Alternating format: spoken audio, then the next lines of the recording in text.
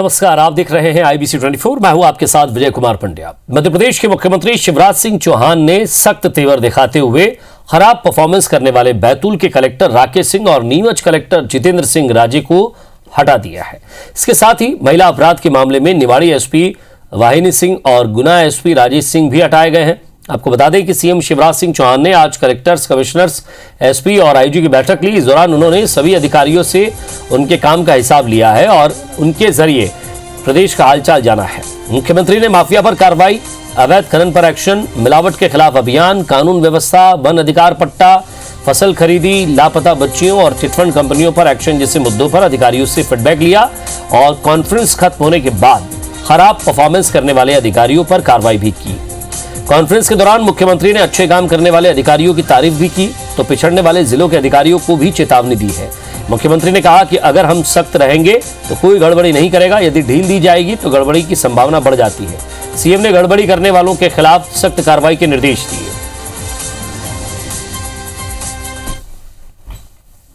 जो अच्छा काम करेगा हम पीठ थपथपाएंगे।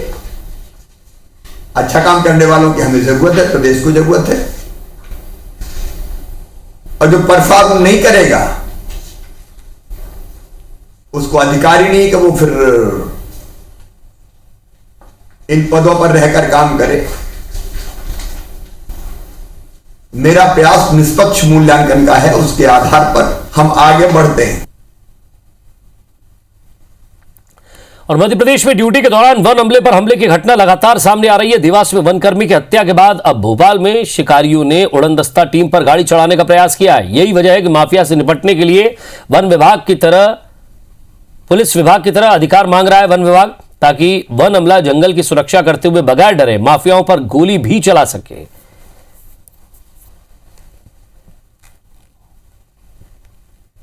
तुम साधन संपन्न क्यों नहीं बनाते उन वन कर्मचारियों को? क्यों एक लाठी लेके जंगल में भेज देते हो? क्या एक लाठी से इन चोर डाकू लुटेरों का मुकाबला हो सकता है क्या? इन माफियाओं का मुकाबला हो सकता है क्या? उस परिवार पे क्या बीतती है जिस परिवार के व्यक्ति को जान से हाथ धोना पड़ता है? देखिए, मध्य प्रदेश में तो अब पूरी तरह माफिया खत्म हो गया है। जो छुटपुट घटनाएं दिख रही हैं वो उसी का रिएक्शन है, क्योंकि जिस प्रकार से शिवराज जी की सरकार ने रेत माफिया, ड्रग माफिया, काला बाजारी माफिया, भू माफिया के खिलाफ इतनी सख्ती दिखाई है, तो ये उस बड़े एक्शन का छोटा मोटा रिएक्शन है।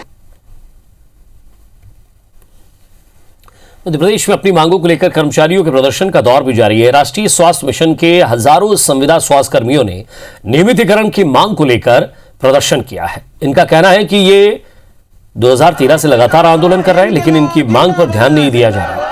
इनकी मांग है कि 5 जून 2018 में कैबिनेट की बैठक में संविदा कर्मियों की नियमित कर्मियों के वेतन का 90% देने का जो आदेश पारित किया गया था उसे लागू किया जाए। 2500 निष्कासित कर्मियों को वापस लिया जाए और जिन कर्मियों को आउटसोर्स कर दिया गया है उनकी बहाली की जाए।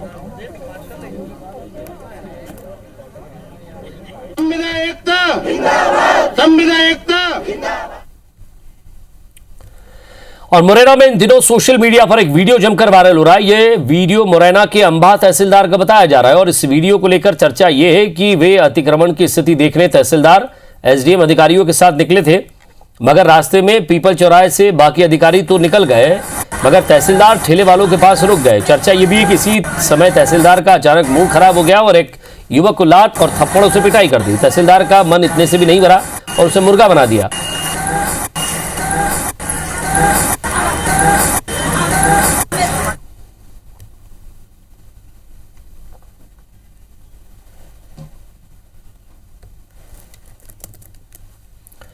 रीवा कलेक्टर कार्यालय में जमीनी विवाद को लेकर डीएसपी द्वारा अभद्रता करने के आरोप में सेना के जवान ने जमकर हंगामा किया और इतना ही नहीं, जवान ने पेट्रोल डालकर आत्मदाह करने की कोशिश की, जिसके बाद मौके पर पहुंचे प्रशासनिक अमले ने शांत करवाकर कार्रवाई का आश्वासन दिया। दरअसल सेना के जवान केदारनाथ पटेल ने साल 2011 में एक जमीन खरीदी थी, जिसके सीमांकन को लेकर वो लगातार भटक रहा था।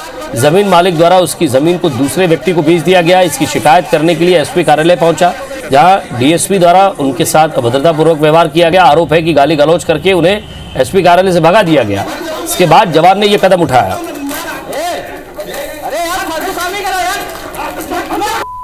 मंत्री देश में मरना यहाँ मरूंगा। जो हमारी जमीन है वो हमें न्यायालय से दिलाई जाए, इसके लिए मैंने एसपी, कलेक्टर, तहसीलदार, एसडीएम सबके गए, एसपी ऑफिस में गया, थाना कोतवाली गया, बीपी सिंह डीएसपी, उसने मेरा कॉलर पकड़ करके बोला बंद करो, ये कुनबी है, इसको क्या, ये यहाँ के ऐसे ही होते हैं। या तहसीलदार को हिदायत दे दी गई, हमने पुलिस को हिदायत दे दी है कि संयुक्त रूप से एक टीम जाके मौके पे एक बार जांच कर लें कि मामला आखिर क्या है, तथ्य निकल के आ जाए कि जमीनी विवाद किस स्टेज पे पहुंचा है, उसके बाद फिर आगे की जो तथ्यानुसार कार्रवाई की जाएगी।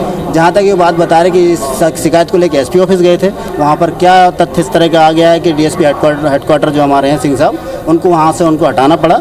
इस तथ्यों की भी जांच कर ली जाएगी गंभीरता से। तो इन्होंने पत्र दिया है विप्र सिंह पटेल के नाम से कि उन्होंने कुछ क्रेता से ज़मीन खरीदी किसी राजू पटेल से, उसी के द्वारा इनको कुछ ज़मीन को लेकर के विवाद चला है। उसी विवाद को लेकर के कागज़ प्राप्त कर लिया गया।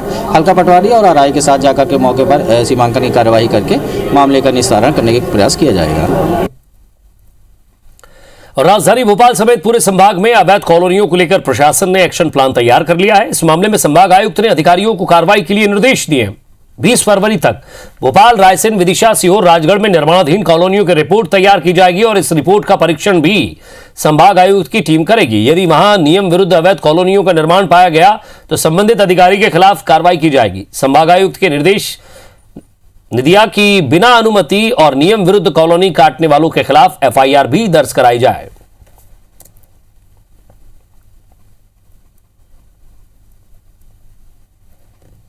राजधानी भोपाल में जो माफिया के विरुद्ध कार्रवाई के बारे में जो अभियान राज्य शासन ने चलाया है, उसके संबंध में बहुत अच्छी शुरुआत की है। रेत माफिया के विरुद्ध, भू माफिया के विरुद्ध, अवैध कॉलोनाइजेशन के विरुद्ध, अवैध शराब माफियाओं के विरुद्ध जो कार्रवाई की है उसका प्रगति प्रतिवेदन आज प्रस्तुत किया जाएगा। कार्यवाही यहाँ प्रारंभ हो गई है और उस प्रक्रिया के अंदर जो अगले चरण में कार्रवाई होती है उस कार्रवाई की तैयारी हमने कर ली है। और दतिया में अवैध रेत खनन मामला थमने का नाम नहीं ले रहा है। सेवड़ा के गंधरपुरा रेत खदान पर खनिज ठेकेदार उड़न दस्ता कर्मचारियों ने रेत भर रहे एक ट्रैक्टर चालक को रोका तो रेत माफिया ने उड़न दस्ते में शामिल नरेंद्र शर्मा पर बंदूक की बट से हमला कर दिया, जिससे वो घायल हो गया। खनिज ठेकेदार केपी सिंह भदौरिया ने बताया कि सूचना पर हमारी टीम वहां पहुंची। जैसे ही हमने ट्रैक्टर चालकों को रोका तो कुछ ट्रैक्टर चालक भाग गए और गांव के 10-15 लोगों ने शर्मा को यहां घायल कर दिया है। रामू पाठक एक हरी मोहन प्रजापति, तो ट्रैक्टर को हम लोगों ने वहाँ पे देखा, हमारे क्षेत्र से भर रहा है, तो ये लोग बंदूकें ले लेके आ गए। वहाँ हम लोगों ने इनसे बातचीत करी तो इनने आके बट मारा दुनाली बंदूक का, जो अभी भी हमारी नाक पर देखो चोट है। ठेकेदार है, उनका कोई कर्मचारी था, उनके साथ मारपीट की गई थी नरेंद्र शर्मा, जिसके रिपोर्ट पर हम लोगों ने अपराध पंजीबद्ध किया और इसमें रामू पाठक और हरिओम प्रजापति नाम 2 व्यक्तियों को गिरफ्तार किया है, जो 7 कारतूस जब्त किए गए। और अब बात उस मुहिम की जो नशे के खिलाफ IBC 24 चला रहा है।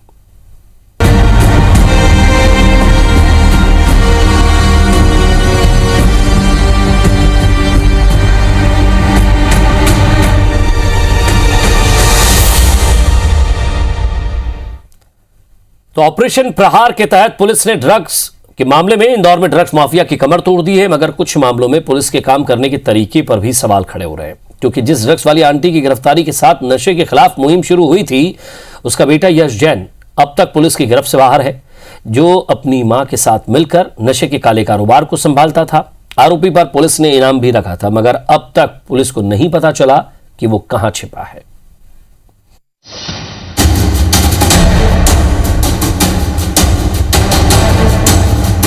मध्य प्रदेश की आर्थिक राजधानी इंदौर, जहां फैले ड्रग्स के काले कारोबार को पूरी तरह से खत्म करने के लिए पुलिस लगातार कार्रवाई कर रही है, मगर ड्रग्स का सबसे बड़ा सरगना यश जैन अब भी पुलिस की गिरफ्त से दूर है। इंदौर में ड्रग्स का खुलासा ही प्रीति जैन यानी ड्रग्स वाली आंटी की गिरफ्तारी के साथ हुआ था।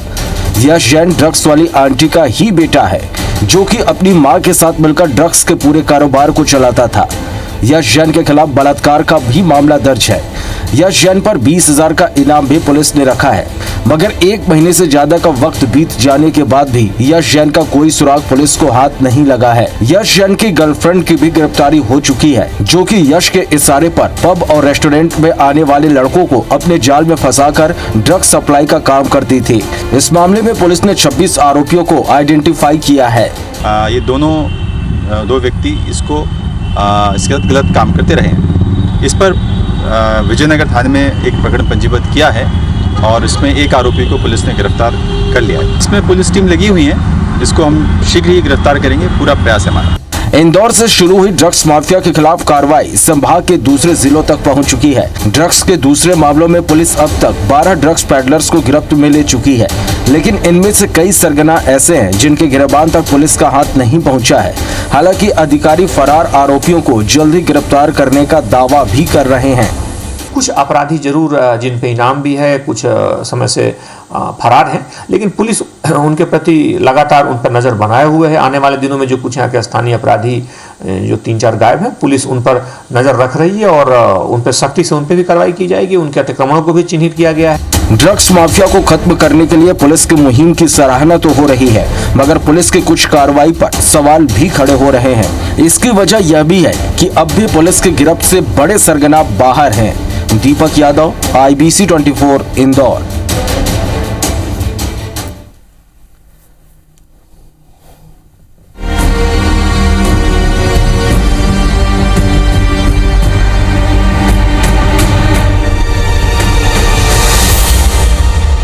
दौर में कांग्रेस पार्षद दावेदारों के बीच चल रही आपसी खींचतान और गुटबाजी को रोकने के लिए नए नए कदम उठाने पड़ रहे हैं। मुस्लिम बहुल इलाकों में पार्षद दावेदारों के बीच आपसी सामंजस्य बिठाने के लिए शहर अध्यक्ष विनय बाकलीवाल ने धार्मिक ग्रंथ की शपथ दिलाई।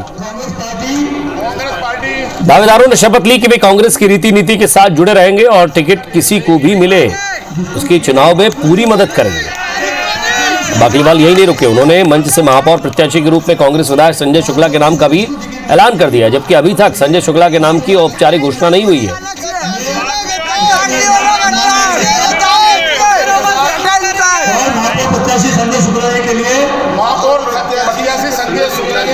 ईमानदारी से काम करूंगा। क्या शहर कांग्रेस के अध्यक्षों को मुस्लिम समुदाय पर भी भरोसा नहीं है? जिनके बीच में हो गए उन पर भी भरोसा नहीं था? मुझे लगता है कि उन पे तो उनको भरोसा था ही नहीं और उनको कसम खिला के मुझे लगता है कि उनकी और बेइज्जती करने का प्रयास उन्होंने करा है। और जबलपुर में नगर निगम के फायर ब्रिगेड महकमे की लापरवाही खुलकर सामने आई है। यहां फायर कर्मी खाली टैंकर लेकर आग बुझाने पहुंच गए। जबलपुर के सिविल लाइन थाना क्षेत्र के इंदिरा पुल के पास स्थित एक फल दुकान में सोमवार को आग लग गई। इसकी सूचना पर निगम की फायर ब्रिगेड को सूचना दी गई, लेकिन फायर कर्मी लगभग खाली टैंकर लेकर आग बुझाने पहुंच गए।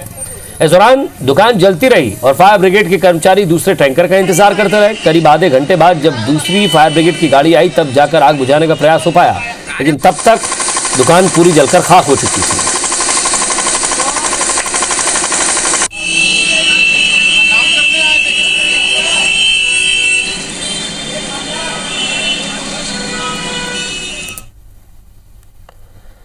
इंदौर अहमदाबाद नेशनल हाईवे पर मांगोद गांव के पास ट्रक की चपेट में आने से 2 जैन संत गंभीर रूप से घायल हो गए हैं। दरअसल धार की तरफ से जा रहे जैन संत सिद्धि तिलक और सिद्धि रत्न महाराज को सामने से आ रहे ट्रक ने अपनी चपेट में ले लिया। बताया जा रहा है कि तेज गति से आ रहे ट्रक ने पहले एक पिकअप वाहन को टक्कर मारी, जिसके बाद ट्रक ने सड़क किनारे चल रहे जैन संतों को भी अपनी चपेट में ले लिया।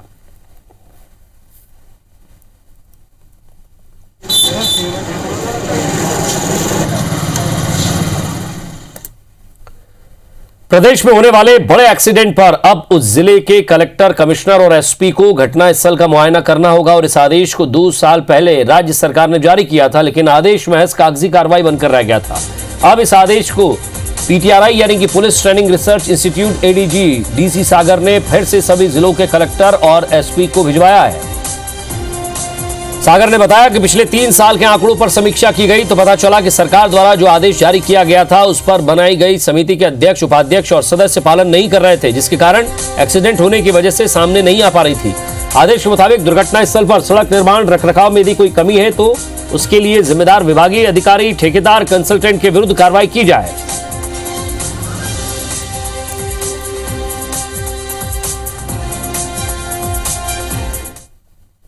ये आदेश 2018 का है। इस आदेश में जो जिले की सड़क सुरक्षा की उप समिति है, जिसमें अध्यक्ष जिले के कलेक्टर हैं, जहाँ पर मृत्यु अधिक होती है वहाँ पर रोकना बहुत ज़रूरी है।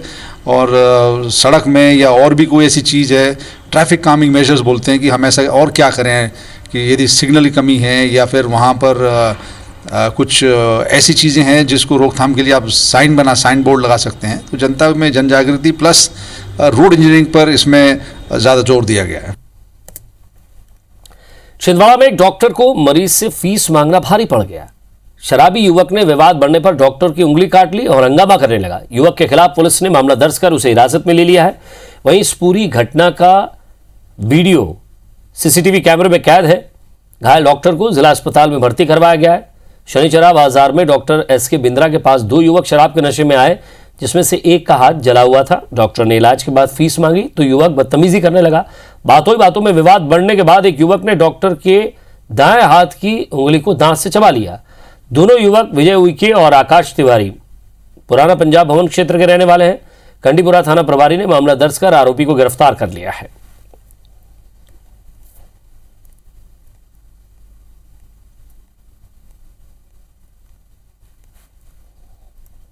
उसने मेरी उंगली को दांत से दबाया और 15 सेकंड के अंदर मेरा उंगली का इंडेक्स फिंगर की उंगली का ऊपर वाला भाग निकाल दिया। थाना कुंडीपुरा में इन दोनों आरोपियों के खिलाफ आकाश तिवारी और विजय उइके दोनों के खिलाफ 294, 323, 324, 506, 34 का मामला पंजीबद्ध हुआ है। प्रदेश भर में सोमवार से टीकाकरण का दूसरा चरण शुरू हो गया है। जबलपुर में भी पुलिस, राजस्व विभाग, केंद्रीय कर्मचारी, नगरीय निकाय, पंचायत कर्मियों और अधिकारियों को कोरोना वैक्सीन लगाई जा रही है। शहर में टीकाकरण के लिए 18 केंद्र बनाए गए, जिनमें से 8 सेंटर ग्रामीण इलाकों में से और 10 सेंटर शहरी क्षेत्र में बनाए गए हैं। जिले में वैक्सीनेशन के लिए बनाए गए इन 18 केंद्रों पर 34 सेशन में टीकाकरण होगा।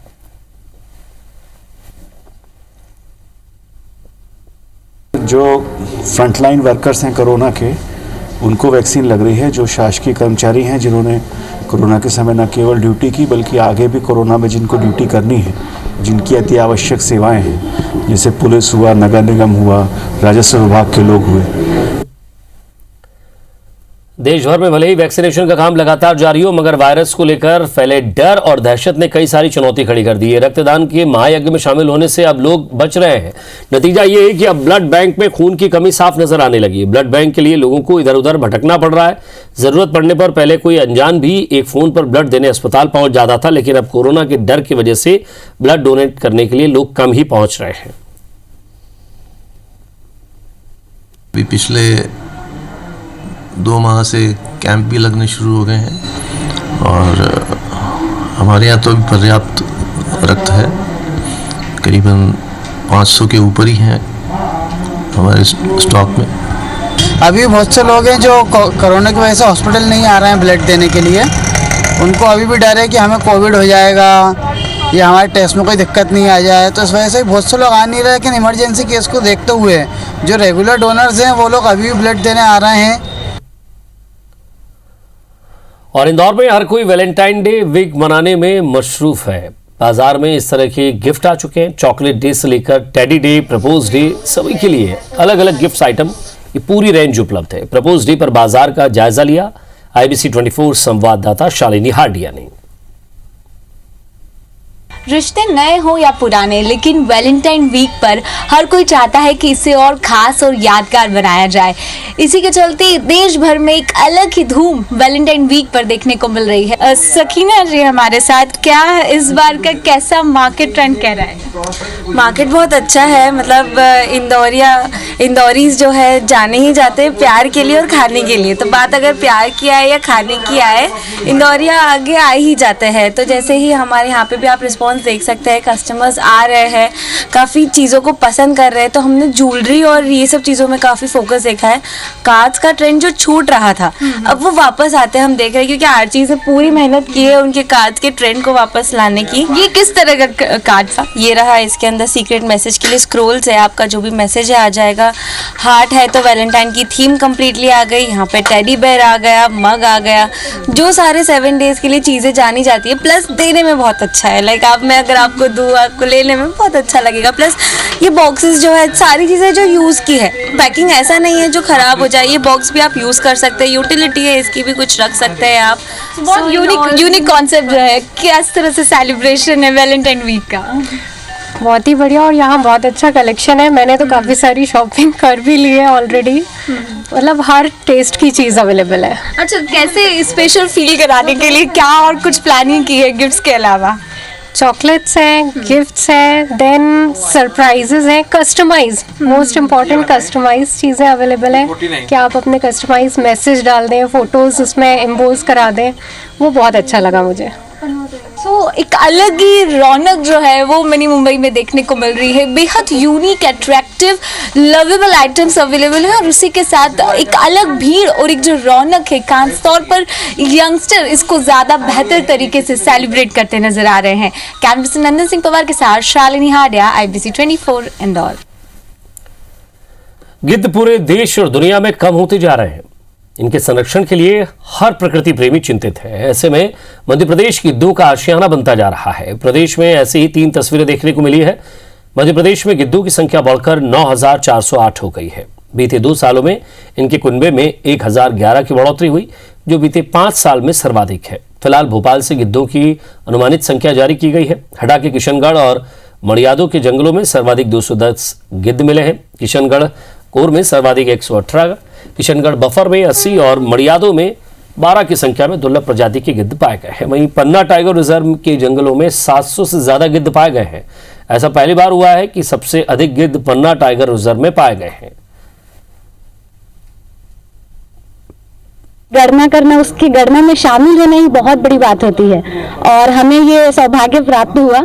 काफ़ी रिसोर्स पर्सन मिले, गिद्धों के बारे में जानने को मिला, उनका हैबिटाट, उनका कैसे संवर्धन होता है, काफ़ी कुछ जानने को मिला। रविवार को 7 तारीख को हम पन्ना टाइगर रिजर्व में गिद्धों की गणना हुई और ये गणना प्रातः 6 बजे से प्रारंभ होकर लगभग 9:30 बजे दिन तक रही। गिद्धों की संख्या हमारे पन्ना टाइगर रिजर्व में जो कुल वयस्क गिद्ध हैं उनकी संख्या 666 पाई गई और 56 अवयस्क गिद्ध हमारे पन्ना टाइगर रिजर्व के अंदर पाए गए। और इसी के साथ फिलहाल इस बुलेटिन में इतना ही। नमस्कार।